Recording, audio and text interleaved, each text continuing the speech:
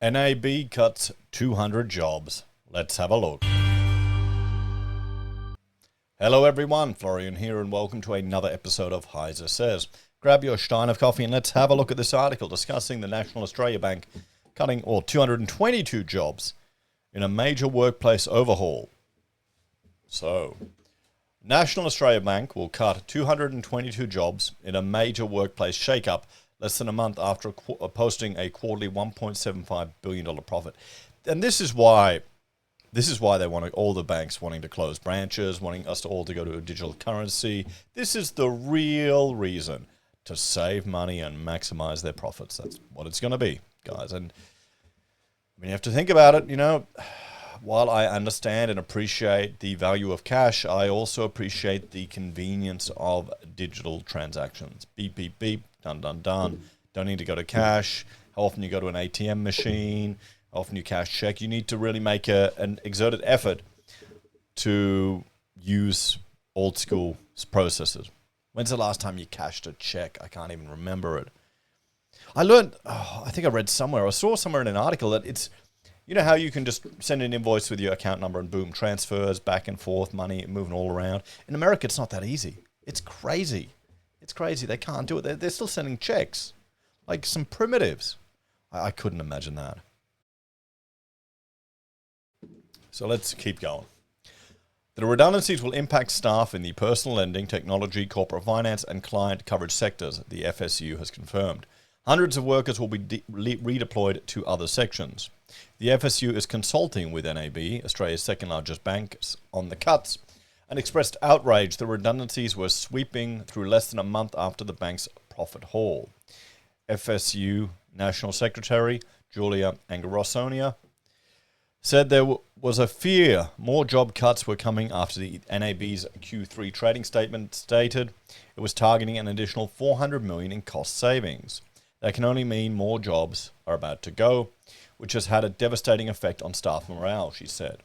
NAB is already under pressure for creating an internal working environment that requires employees to work excessive and unreasonable hours. The FSU has taken NAB to the federal court over employee workloads, but this latest round of job cuts has raised concerns that the problem is going to become much worse. I don't know what it will be like to work in a corporate environment like that where someone goes to the union to complain about having too much work. I mean, how bad must it be that they can't have just internal discussions like reasonable people? It's a world I'm sadly not familiar with. So she said the bank should invest in education and reskilling programs for those impacted to help provide future career opportunities. She also said workers had lost faith in the major lender. Big corps like that are not your friends. When they say it's all your all family, it's all lovey-dovey, they're not. It's bullshit. Okay, it's rubbish. It's a business relationship between you and the employer or where you're working. And you should respect it and treat it like that. But yeah, I mean, this would be pretty gut-wrenching for like lifers in there. The latest round of EA bargaining demonstrated that our members have lost faith in NAB, she said. If NAB wants to improve its reputation with its staff, it should genuinely engage workers in proper consultation before any announcement of change and impact to jobs. An NAB spokeswoman said a decision to implement cuts was always difficult, but the bank would consult with employees to minimize disruptions. When colleagues are impacted, our priority is to consult with affected employees and the FSU, maximizing redeployment opportunities, minimizing retrenchment, seek and match as far as possible employee preferences, and ensure our colleagues are supported throughout the appointment of transition coaches and the employee assistance program, she said. The spokeswoman also said the bank operated in a constantly changing environment that demanded the right skills, capabilities, and structures to support customers. This means certain roles may no longer be required or need to be moved to support other teams, she said. The NAB cuts follow a wave of redundancies in the financial sector. In July, Commonwealth Bank announced it would slash 250 jobs, and since May, Westpac has axed around 750 jobs. So there we go, everyone. Let's have a bit of a chat about this.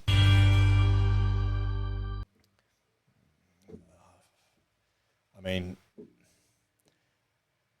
I perhaps it's just a misalignment of expectations and an appreciation that in these big corporates, they may do all these woke things and these events and wave these placards and put up little flags and jump through all these hoops and just sprout all this bullshit. In reality, that's just all self-serving for them to try and get a better public image. It's free marketing. They're not nice.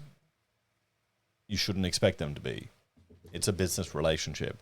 And, well, make sure you've got other opportunities. You've got other side gigs. You keep skilling yourself up so you can jump to other places. There's other banks. Surely some of these staff can find other opportunities.